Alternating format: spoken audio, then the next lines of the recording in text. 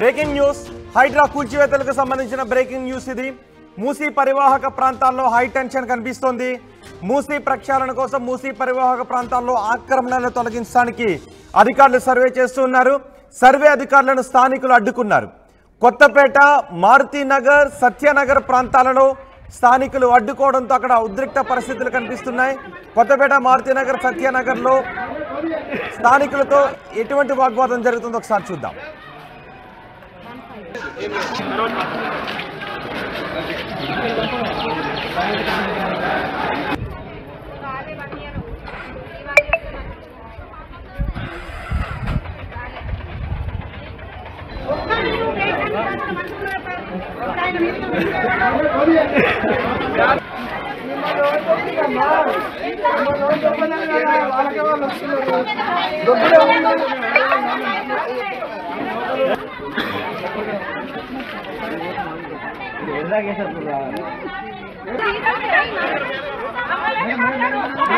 మూసీ పరివాహక ప్రాంతాల్లో సర్వే చేస్తున్న అధికారులను అడ్డుకున్నారు స్థానికులు.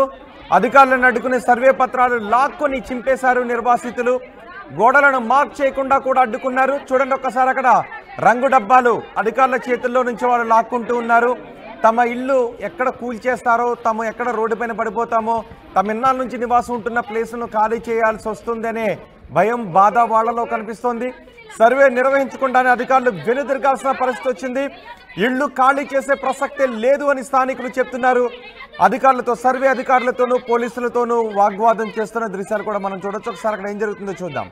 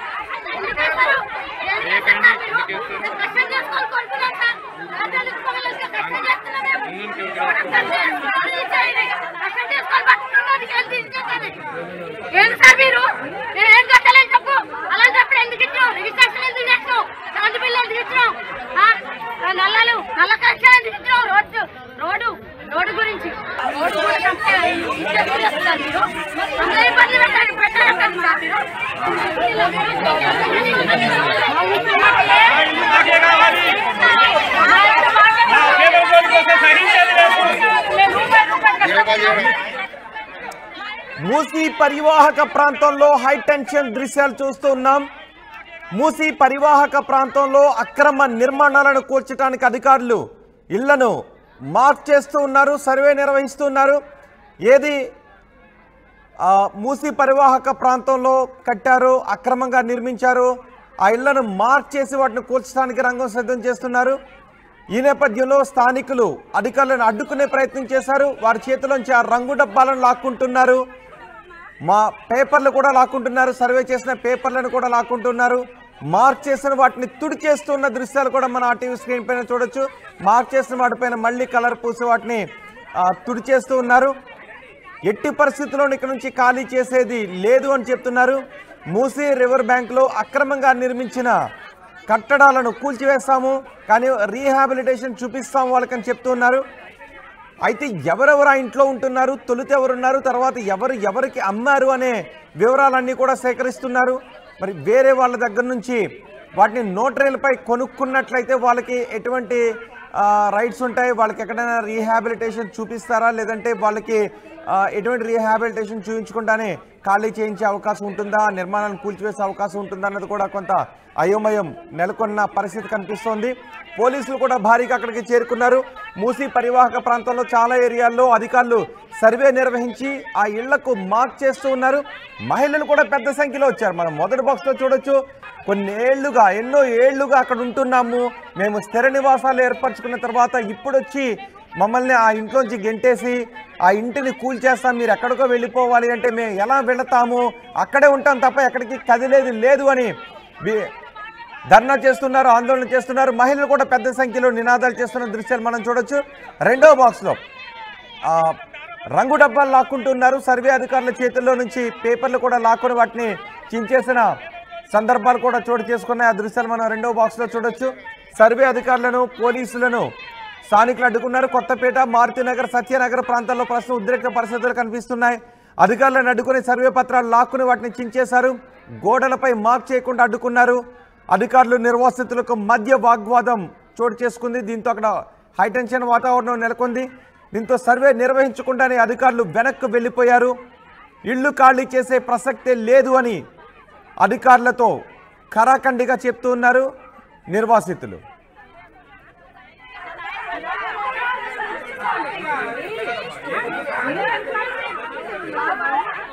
అప్ అండ్ డౌన్ 400 ఛార్జీలు పెట్టుకొని పొయ్యి ఓటేసి వచ్చిన రేవంత్ రెడ్డి నీ గురించి ఇది పాపమా గొప్పలు కొట్టే నీకు వచ్చినావు వీడికి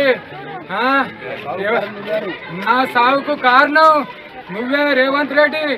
ఎప్పుడు నా ఇల్లు కూలగొడితే పెట్రోల్ పోసుకొని నేను చావకపోతే నా అయ్య ముక్కలే, నేను పెట్రోల్ పోసుకొని చత్తా, నీ గురించి నేను చత్తా.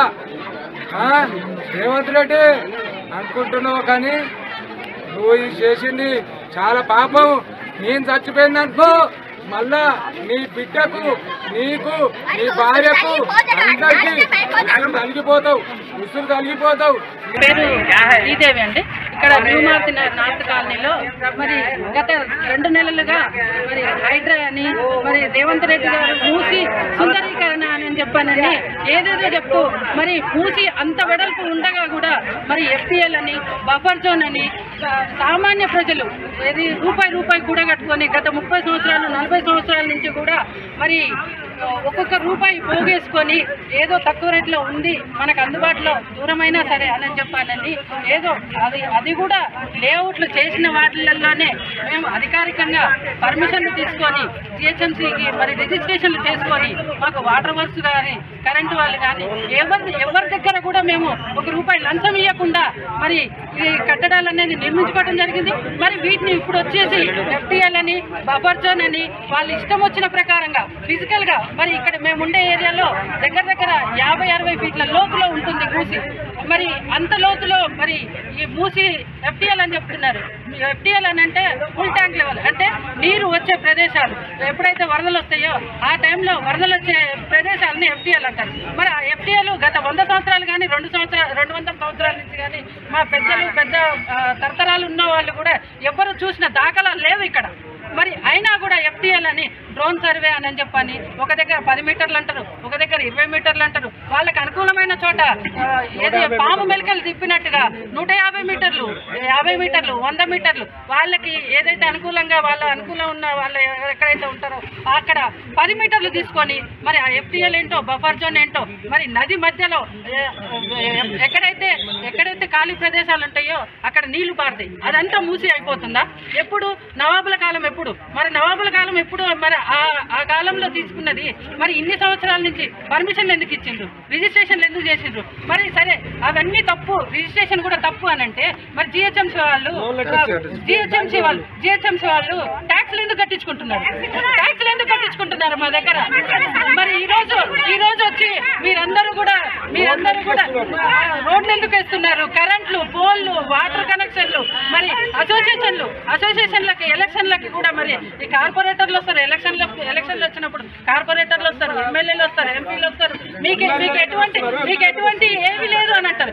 ఏవి లేదు అన్నప్పుడు సర్వేలు ఎందుకు జరుగుతున్నాయి? ఉన్నాయి. సర్వేకి వచ్చిన వాళ్ళని మేము అడిగితే మాకు ఎక్కడి వరకు అయితే FTL బఫర్ జోన్ అయితే చెప్పిండ్రో అక్కడి వరకే మేము సర్వే చేసుకుంటున్నామా అని చెప్పన్నారు. అటువంటి సర్వే చేసుకుంటున్నప్పుడు మరి మా నెంబర్ రాసుకున్నప్పుడు దాంట్లో ఉన్నట్ట లేనట్ట, వీళ్ళు లేదు అంటారు, వాళ్ళు ఉంది అని అంటారు.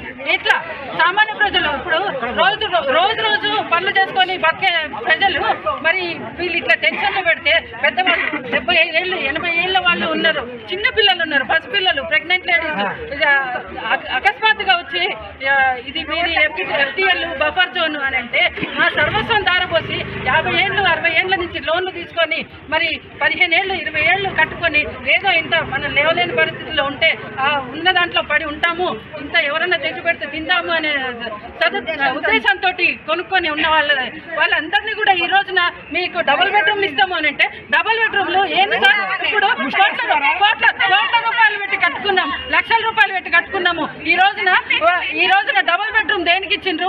ఏది లేకుండా రోడ్ల మీద పండుకునే వాళ్ళకు డబుల్ బెడ్రూమ్ లేదు అంటే వాళ్ళతోటి మేము సమానమా?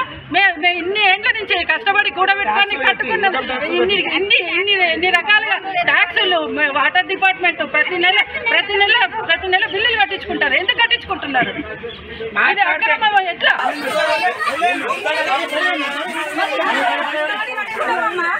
ప్రస్తుతం మూసీ పరివాహక ప్రాంతంలో ఎక్కడెక్కడైతే సర్వేలు చేస్తూ ఉన్నారో, ఎక్కడెక్కడైతే మార్కింగ్ చేస్తున్నారో అక్కడ స్థానికులు అడ్డుకోవడంతో అధికారులకు స్థానికులకు మధ్య వాగ్వాదం చోటు చేసుకుంటుంది. అధికారుల దగ్గర పెయింట్ డబ్బాలు పేపర్లు లాక్కొని దూరంగా విసిరేస్తూ ఉన్నారు. దీంతో కొన్ని చోట్ల అధికారులు ఏం చేయలేక అక్కడి నుంచి వెళ్ళిపోయినట్టుగా తెలుస్తోంది. ప్రస్తుతం మూసీ పరివాహక ప్రాంతంలో సర్వే చేస్తున్న ప్రదేశాల్లో అధికారులు సర్వే చేస్తున్న ప్రదేశంలో మా ప్రతినిధి పెట్రిషా ఉన్నారు. అక్కడ సమాచారం అందించడానికి పెట్రిషా, ప్రస్తుతం మీరు ఎక్కడున్నారు? అధికారులు మార్కింగ్ చేసే చోట ఏం జరుగుతుంది? ఇంకా మార్కింగ్ చేస్తున్నారా? స్థానికులు వ్యతిరేకత తెలుపుతున్నప్పటికీ ఏంటి పరిస్థితి అక్కడ?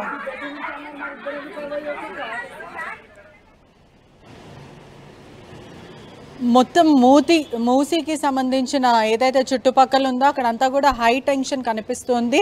స్థానికులందరూ సర్వే వాళ్ళని అడ్డుకుంటున్నారు. కొత్తపేట, పూర్తిగా మారుతినగర్, సత్యానగర్ ఏరియాస్లో కూడా ఉధృత పరిస్థితి కనిపిస్తుంది. అధికారులని అడ్డుకొని అక్కడున్న పెయింట్ డబ్బాలను పాడేసి పూర్తిగా డాక్యుమెంట్స్ ఏదైతే ఉందో మార్కింగ్ చేయకుండా పూర్తిగా వాళ్ళు అడ్డుకుంటున్నట్టు తెలుస్తుంది. ఒకవైపు అధికారుల నుంచి ఇంకా ఎవరైతే ప్రజలు ఉన్నారో వాళ్ళిద్దరి మధ్యలో కూడా వాగ్వాదము చోటు చేసుకుంటుందని తెలుస్తుంది. సర్వేలు చేయకుండా కూడా అధికారులు వెళ్ళిపోయాడని తెలుస్తుంది. ఒకవైపు స్థానికులు మాత్రం మేము ఇల్లు ఖాళీ చెయ్యము అంటూ పూర్తిగా అయితే చెప్తున్నారు. ఒకవైపు చూసుకుంటే కూడా ఉదయం నుంచి కూడా పూర్తిగా హైదరాబాద్ అంతా కూడా పలు చోట్ల ప్రధానంగా కొన్ని సర్వేలు జరుగుతున్నాయి. అంటే బఫర్ జోన్ కానీ FTL ల్యాండ్కి పరిధిలో ఏవైతే ఉన్నాయో మూసీకి సంబంధించిన ఇల్లులన్నీ కూడా లొకేట్ చేసి వాటిని మార్క్ చేయడం అయితే జరుగుతుంది.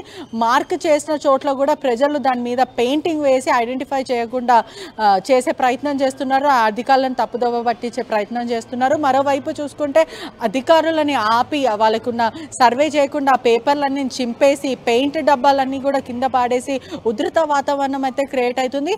ఉదయం నుంచి చూస్తుంటే కూడా హైడ్రా ఉక్కుపాదం అవుతుంది. ఒకవైపు ప్రభుత్వము ఎన్విరాన్మెంట్ కోసం తీసుకున్న డిసిజన్ వాటర్ బాడీస్ని కాపాడాలనుకుంటే ప్రభుత్వం ప్రయత్నిస్తున్నప్పటికీ కూడా ప్రజలు మాత్రం అత్తలా కుతలం అయిపోతున్నారు. అంటే ఇప్పటికిప్పుడే ఇల్లు ఖాళీ చేయమంటే ఎక్కడికి వెళ్తాము?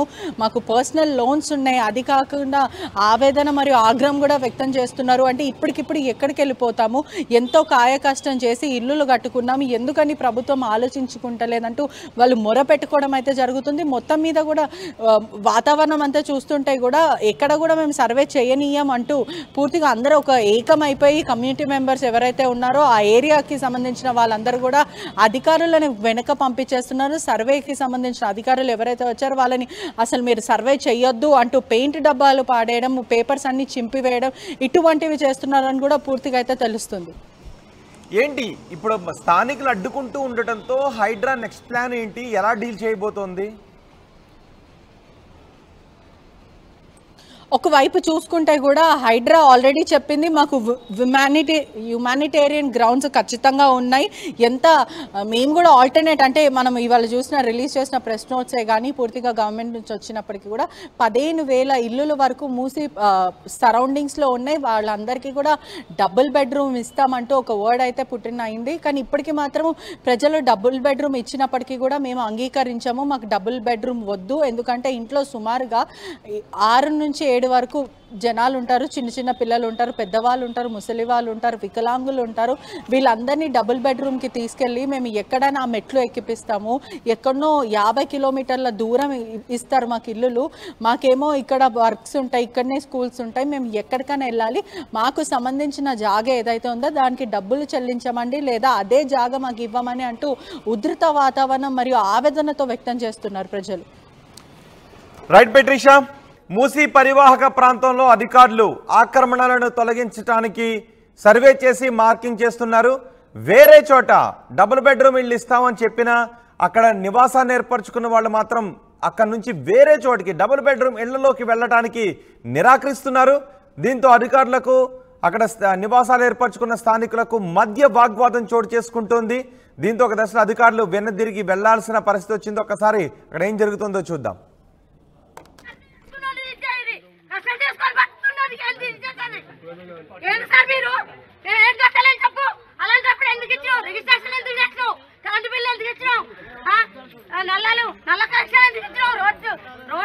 రోడ్డు కూడా ఇచ్చేస్తుంది కదా సార్ మీరు.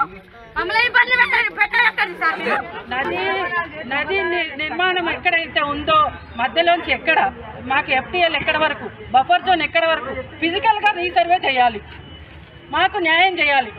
ఇన్ కేసు వస్తే కూడా పట్టాదారులని మేము ఇన్ని డబ్బులు పెట్టుకొని కొనుక్కొని రిజిస్ట్రేషన్లు చేసుకొని ఇంత లోన్లు పెట్టుకొని కట్టుకుంటే అక్రమ కట్టడాలు అంటారు. ఎవరిచ్చారు సార్ ఆ హక్కు? అక్రమ కట్టడాలు అంటే ఏంటి? మేమేమన్నా రోడ్డు మీదకి వచ్చి రోడ్డు మీద కట్టుకున్నామా, లేకపోతే ఎవరిదన్నా ల్యాండ్ లాక్కొని కట్టుకున్నామా? ఎట్లయినా అక్రమ కట్టడాలు ఎట్లా అంటారు? FTL బఫర్ జోన్ లో ఉన్న అక్రమ కట్టడాలను కూల్చివేస్తామంటే ఎవరిచ్చారు ఈ అధికారం? ఎవరిచ్చారు ఈ అధికారం? మాకు ఈ న్యాయం జరగాలి. నమస్కారం సార్. మాట్లాడితే టీవీలోను పేపర్లలోనూ ముఖ్యమంత్రి గారు కూడా ఆక్రమణలు తొలగిస్తాము, అక్రమ కట్టడాలు అనే పదప్రయోగం చేస్తున్నారు. ఎవరు సార్ అక్రమాలు? ఆక్రమణలు అంటే ఏంటి సార్? ఎవరన్నా వచ్చి ఎవరిదన్నా గుంజుకున్నారా? ఎవరిదన్నా గుంజుకుంటే ఎవరో ఒకరు కంప్లైంట్లు చేయాలి కదా. మరి ఎవరిది గుంజుకోలేదా మేము? ఆక్రమణలు అక్రమ